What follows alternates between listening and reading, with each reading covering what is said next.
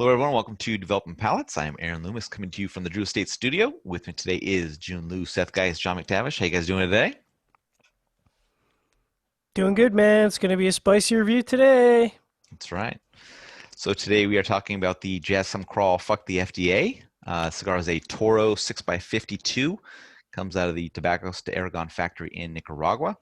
Wrapper is Mexican San Andres. Binder and filler both undisclosed. Blended by Riste Ristevsky, and price point is $9.99. Cigar was released in June of 2020. So with all that out of the way, June, what was your overall experience like with the cigar? It's like moose stick, Yeah, Was that moose stick? Is that what he said? I Yeah, think it it was was moose fried stick. moose dick. I think Fried is what moose it stick. was. Yeah, Fried you moose can't stick. just eat that Fried raw moose or stick. boiled or whatever. It's got to He be fried anything. It's got to be pretty good. It's right. basically a sausage, right? That you're eating. What, a moose stick? Yeah, moose Basically. stick. Anyways, I bet if you Yes. fried it, you could we'll talk cut it about up dicks really later. nice. All right, so the cigar, I thought it was overall pretty average. So so within the first third, I rated it good actually. I got some nice roasted coffee notes, some like really nice like nuttiness to it. So it was naturally sweet. It was good, right? But ever since the beginning of the cigar, I had this like slightly bitter oak note to it. And what killed it for me was as the cigar went through, that bitter oak just became very overpowering.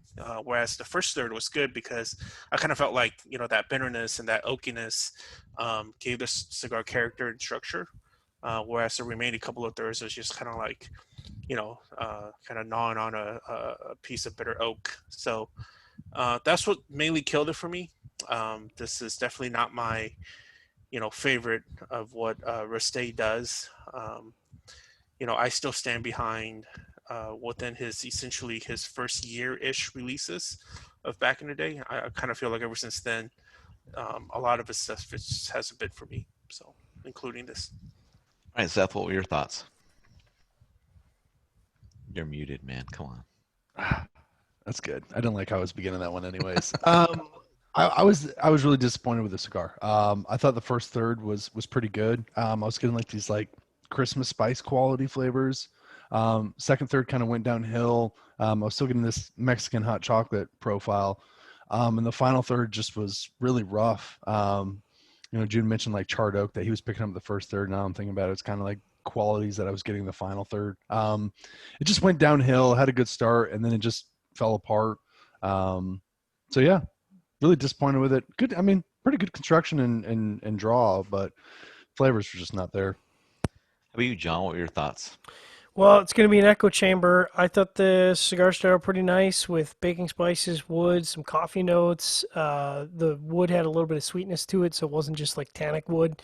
It was nice. It was a great start, and then like everybody else, there's just this toasted quality that came through, and it kind of it started out as maybe a little subtle, and then it just kind of took over the palate and really became sort of toasted cedar, and then some toasted earth, and then it was just kind of switching between toasted earth and toasted cedar, and it wasn't unpleasant. It didn't at all for me have the character of that first third, which I enjoyed, and I was kind of hoping that was going to carry through. Construction was fantastic. Had a great burn. Draw was pretty much near perfect. But overall, I've had quite a bit better cigars from JSK, which we'll talk about later. Aaron? Yeah, for me, the cigar had a nice start, similar to you guys. Had this nice cocoa note that kind of brought the profile together, but that kind of left in the second, third, things that kind of stayed away the rest of the way. It started quite bold, but I think in regards to the enjoyment level of the cigar, it was a pretty standard offering out there on the market. We, Um, we we lost all your audio there for about 15 oh, seconds. did you? Yeah, it Oh, got okay. choppy and woppy. Oh, DJ. sorry about that. You Well, want to try that again? Is that yeah, I mean, appropriate? there was some nice cocoa in the first third. I like that. That went away. Became average after that. Kind of maintained that level the rest of the way. Um, the name's quite bold on the cigar, but I felt it was just kind of pretty much average offering of what's out there on the market. Had some of the nice San Andreas traits, also some that weren't so typical to a San Andreas wrap cigar. It was kind of interesting to smoke, so I might say try one, see what you think. But it's probably not something I'm gonna really return back to. Maybe more time helps it out. I'm not sure.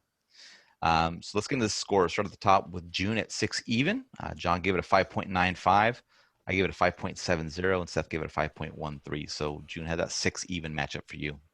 I think the construction really helped it to get to 6, which is fine. You know, it's the mathematic technical score, right? So, but in terms of the flavor experience, I think we all pretty much share the same sentiments that it was a miss. So, Yep. All right, John, 5.95. Yeah, what Jiunn said. Flavor wise, this is a 5.5, and fortunately, I mean, the one thing you will say about a lot of JSK cigars is they have pretty much flawless construction, and that's what elevates it to the 5.9 category. Yeah, my 5.7 matches up well. I had a bit of an issue with the burn. Otherwise, I'd be kind of close to where John and Jiunn are. So that's kind of what knocked down a little bit. But yeah, it matches up overall. It's a fairly average cigar. All right, Seth, 5.13. Yeah, this is a classic 5.13. No, I mean it's that was for you, man. No, I was really disappointed with the cigar. I thought the first third was good. I thought it would deliver throughout, but it kind of continued with the norm of so many 2020 releases and some of 2019 releases. And then let's start out good for the first third, and who cares about the final 2/3? good point. Yeah. All right, any other final thoughts from you guys on this one?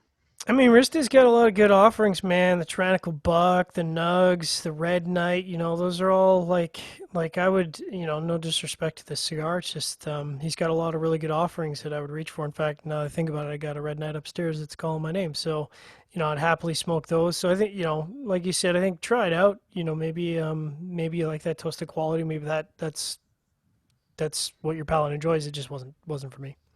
Yeah. You guys think this kind of branding works? Sorry. No, I think it's stupid.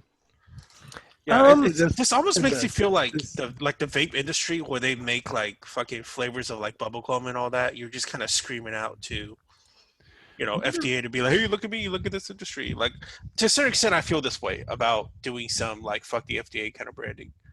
Yeah, but I think it fits with the personality and the sort of brand that he's built, right? Like you would say that some people try to be edgy in the cigar industry, and it's like a false edginess where Riste is just kind of being himself. And like, I could totally see Riste.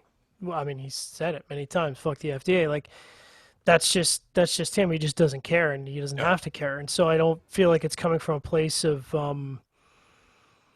I don't know. It's not he's himself like within doing this. Yeah, he's just being himself. That, It's genuine. It's I genuine. think it's stupid, but it's No. genuine. But I think it calls unnecessary attention. That's why I think it's not so great. I don't know. Like but I'm not saying he's trying to market to like what the vape guys are doing, I gotcha. right? Like what they were doing. I gotcha. Ironically, I felt like the fuck the FDA on the band was too subtle. That's what I was going to say. Is looking at it, I'm like, as it was bold as classy. the name is, it was very like blended in where you could. It's hard to pick it out. That's true. I made a comment about that he did it well. Like when like who was it, the protocol guys or Moya Ruiz who did it? They did something like this when they had something offensive. Moya Ruiz. It was the Moya Ruiz did. Yeah, and they had shitty packaging with it. Wait, at which least, one? At least the civil band, disobedience. Civil disobedience. And the packaging was terrible. Yeah. I was like, wow, this is actually a well done band, even though I think it's incredibly stupid. I think this cigar just is a classic example of the cigar industry and the problem with its FDA. As I said, Bill Engvall, here's your sign. Like, here's your sign. Instead, let's make a cigar saying fuck the FDA rather than maybe trying to be proactive and being productive on that matter. Yeah. But it is Riste, and he's genuine about it. That's very true. It is very much so his character. But yeah, I almost wanted him to be blunt about it, on the band, just give like a an big embossed red that's coming on. And give a big fat middle finger. And, middle finger, that's what I was expecting too. Well, there are middle fingers some all nutsack. on that band. So is there? All on the sides, there's very small embossed hands with the middle finger up. Oh, really? I got to think about it. See, I thought I looked over the band really carefully. I obviously missed that. I need to 3 go out back of 4 and of check us that missed that, right? So it could have been more prominent. Yeah. And maybe draw some like nutsacks teabagging FDA or something. There we go. Something pretty Nice. crazy. See? You know what I mean? Now you're talking. Yeah. There you go. Call the next one the teabag. There you go. The teabagger. Mm-hmm. Teabaggers. All right, if you're just catching this video on YouTube, be sure to subscribe to us and check out the full written review on the website, developmentpalates.com. Follow us on all the social media channels, and you can catch all of our review recaps on podcasts, so iTunes, Google Play, and Podbean. Thank you for tuning in. We'll catch you on the next one. Speaking of Macedonian teabagging, hackers.